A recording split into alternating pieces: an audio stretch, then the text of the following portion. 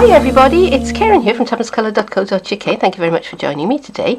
Normally I share a project with you, but today I'm not going to do that. Today we're going to go back to basics, the very beginnings of stamping. So I'm going to be talking about stamps, about inks, and about how you keep it all clean. So if you're interested in that, stay with me. When you first take up stamping as a hobby, it's very easy to be overwhelmed by the variety of products that are available. Now, you need basically stamps and inks. And stamps, of course, that's going to be a very personal choice. You're going to pick the ones that you like, that you think are pretty, that you think that you're going to use. Inks, well, there are all these different kind of inks. Whoa, what do I need? What am I going to use them for? So it might help if we start talking about the sort of families that ink pads fall into. Now, to begin with, there is, what is it based on? All right, so generally speaking, ink pads are either based on water or they are based on solvent. Now, the water-based ink pads are things like our classic stamping pad. Memento is a water-based ink. Our Whisper White craft stamping pad is based on water, and our Versamark embossing ink watermark stamp pad is based on water. All right, and when you come to clean up, you need to know which is which. The other kind of inks that are available are useful for stamping onto non-porous surfaces. And the one that Stampin Up carries is Stays On, and it really does what it says on the box. It does stay on, all right? And in the past, we've carried archival inks. This is Archival Basic Black, and there are other brands of archival inks out there. And these are also either solvent or sometimes oil-based, all right? And again, when you're cleaning up your stamps at the end of at the end of a crafting session, you need to know which kind of ink that you're using, because what will work to clean up these won't work to clean up these. Okay, so we're talking about cleaning up a bit later on. Alright, so the other kind of family that your ink pad might fall into is whether it's dye based or whether it's pigment based, or whether it's an embossing ink. Now, an embossing ink like Versamark, this one's very well loved and tatty, doesn't stop it working, is a clear ink, but it's sticky, it's got glycerine in it. So what that will do for you is that you can sprinkle on embossing powder and the ink will hold it in place. All right, so it's what you need if you want to heat emboss your projects. Versamark also, if you stamp it and let it dry, it will give you what it says, a watermark effect. All right, so it will make the card in that area just a little bit darker. It's very pretty, it's very subtle. Pigment inks are a sticky base with bits of colour ground up very, very fine into a very, very fine powder and suspended in them. So our Stampin' Up Whisper White pad is it's a pigment ink. Okay, pigment inks are opaque. So if you're wanting to stamp onto a dark coloured card, then something like a Whisper White is what you're going to need. All right, because if you stamp a transparent ink onto a dark card, it's not going to show. Stampin' Up's Whisper White is a craft ink, and that means that if you heat set it, it will be permanent. It won't wash out. So if you are wanting to stamp onto something that's going to be hand washed, wouldn't recommend putting it through the machine, then a craft ink is what you're going to want to use. All right, the only craft ink that Stampin' Up do is the Whisper White, and I think it's the only pigment ink that we do. So that's why I've got this here. Okay, so the rest of these inks, whether they are water-based or solvent-based, they are dye inks. Dye inks are transparent. Okay, so if you put if you put a blue ink onto yellow card, it will look green. We have our StazOn, our Memento Tuxedo Black. We have our coloured classic inks, and this one is Poppy Parade. And also archival inks tend to be dye based. Alright, so you with me so far? Excellent. Those are the inks. What about the stamps? Well, Stampin' Up makes stamps in 3 kinds. So you have your classic wood mount, which is where you have your rubber stamp and it's mounted onto a wood block. And these are handy because the stamp is always ready to use. Disadvantages are they tend to cost more and they take up more space for storage. You have your clear mount. Now, when it says in Stampin' Up catalogue that it is available in clear, this is what it means. It doesn't mean that it's transparent, that you can see through it. It means that you mount it up on a clear acrylic block. And again, it's a rubber stamp, red rubber in Stampin' Up's case. And on the back, it has an index sheet which you put on yourself. So if you don't want it there, you don't have to have it. And that helps it cling to the block. Have to say, this is one of Stampin' Up's weaknesses because the cling isn't particularly clingy. And I know they're experimenting with some other products that might be able to help with that. But for now, what I do with mine is I put a bit of two-way adhesive on the back. Tombow works fantastic for that. I just run a little bead on there and that let it dry, and that becomes repositionable so that I can stick it to my block. Some Stampin' Up demonstrators or crafters just leave the indexing off altogether. I find that when I do that, I stamp upside down. So I like to have an index on the back of mine. It's a personal choice. The third kind is the photo polymer stamp. Now this is a brand new, and as you can see, it's transparent. You can see through it. So that's very, very useful for positioning.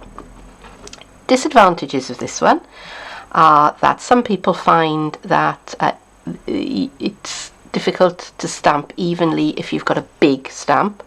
You do need to put something underneath it to give it something to press into. I like to use my my silicone mat. Some people use a piercing mat. All right, and they do stain. I'm going to bring one in here that is well loved. As you can see, I've used that one. Now, I am never going to be able to get it to look like that. It is stained, and with the photopolymer, that's actually an indication of a high quality stamp, because the photopolymer has got little pores in it, little holes, and they suck up the ink, and that's what helps it to make an impression. But you're never going to get the ink back out of those little pores. All right, so don't kill yourself trying, is what I'm kind of saying here.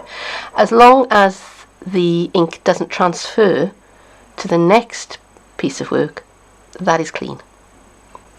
Here's my opinion about cleaning stamps. For me, a stamp is a tool, and if you use it, it's going to show. It's going to show that it's been well loved, and a little bit of staining is acceptable. Now, staining is when you can see colour on your stamp, but if you use it, that colour doesn't transfer, the ink doesn't transfer. So this one, as you can see, looks black, but I'm just going to wet it a little bit, and if I press it on there, the ink does not transfer. So for me, that's clean. I do want to make sure that there isn't any ink residue left on my stamps. So how am I going to do that? Well, we have a lot of things that can help you here. So the first thing with cleanup is to stop things getting dirty in the first place. So I've put down some Greek paper, all right, just to stop my ink going everywhere. And there are lots and lots of things out there that we use. Traditionally, the thing that everybody used to use a long time ago is baby wipes, alcohol-free baby wipes, and they still have their place. But these days we're starting to get a little bit concerned about the numbers of these that are backing up in our water system, and we maybe want to keep these as you know, to the minimum. So alternative to that is just a plain common or garden piece of cloth. This happens to be a floor cloth that I buy in packets of 5 from the pound shop. So I get 5 for £1, so this cost me 20p. Other things, there is the muslin cloth, which is nice because it's lint free and is useful more for drying off. And I've also got a microfiber towel that I use more on myself than on my stamps. So we have those things. Now this is a new product. It's called a stamping chamois, and I don't know what it's made out of. It could be magic, because it is an absolutely brilliant cleanup. And one thing I noticed when I was prepping is this is my so-called clean stamp. Okay, and if I press that on there, okay, look, it's found some little bits of ink in there. So yeah, so in use, how would you use this? Let's take a I tell you what, I'm going to use the red. I'm going to use the Poppy Parade on this because red is notoriously bad. Okay, and there's my panda, so I'm stamp him off. Okay, but oh look, he's still got some red on him. Well, there we go, and as easy as that, and that is clean. Now yes, this is going to stain. It's a tool, all right? You're never going to get this pristine. It's never going to be like it was before you used it, and that's fine. You want to use it. Okay, it's a tool, because if we get into the place of needing to have absolutely clean stamps and absolutely clean stamping chamois, you know, that's madness. Okay, that's too much. That's too far. I know some people get upset if the ink gets onto the wood mount, and what I was told years ago, when every stamp pretty much was wood mount, is to just take some clear nail varnish and just give your blocks a coat of clear nail varnish, and if any ink gets onto there, then you're just going to be able to wipe it off. Okay, so that's a little tip. Personally, I've never bothered. Right, so what else have we got? Well, we've got the good old-fashioned stamp and scrub. Now this has been around for a while, and it is a good piece of kit. Just making sure I've got mine the right way up, because you have a wash and a dry plate on a Stampin' Scrub, and you use it with something like this, which is Stampin' Up Stampin' Mist, and you just give it a little spritz, and when you're ready to clean your stamp, so okay, so there's my stamp, nice and inky. Whoops. And I've managed to ink myself, and that's fine, because later on I'm going to be showing you how I clean me. Okay, so that's got most of the ink off, but there's still some in the cricks and crevices there. Now I'm just going to give this a twist on my Stampin' Scrub, and then I can dry it, and it's ready for the next use. All right, so this, I would say, is for a quick cleanup, and this is when you want to give your stamps a really good deep clean. In fact, while I've got this one here, just to show you.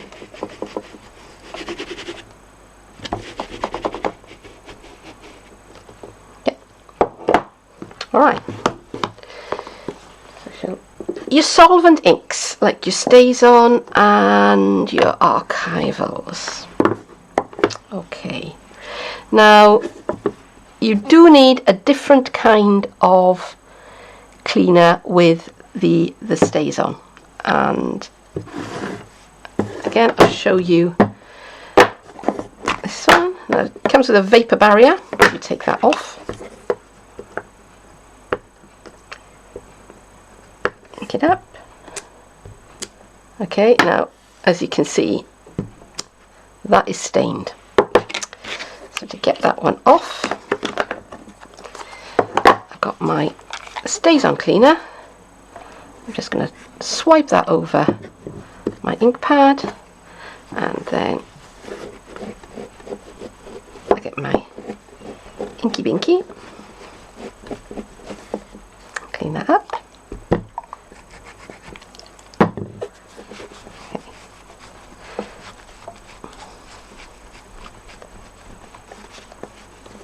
And there we go, nice clean stamp pad.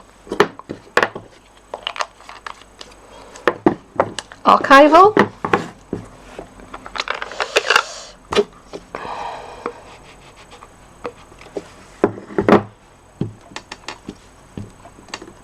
Okay, so as you can see, that is stained. Now, if you follow the Tim Holtz school of thought, you could just let that dry, but we're not going to do that today. Okay, now for these,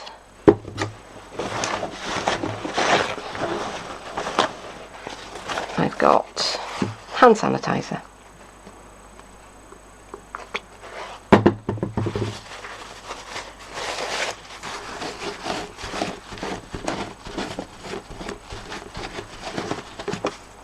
See, takes it off. Works like a charm. Look at that. Okay, and also where I've got it on, the StazOn on my hands. Okay, so I have, whoops, nice clean stamps.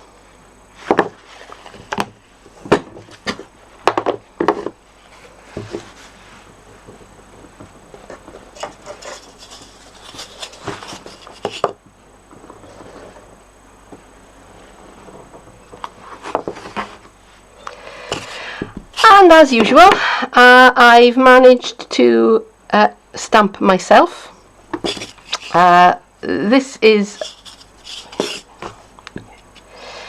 so as usual, I've managed to stamp myself. I managed to avoid the red ink this time, which is a miracle because I usually get covered in that. But I've got some StazOn on this hand, and I've got some of the Memento on this hand. So this is a craft scrubby. I got mine from the hobby shop, and it feels like light plastic is the best way I can describe it, with a rough surface, but it is like magic. This is just water, and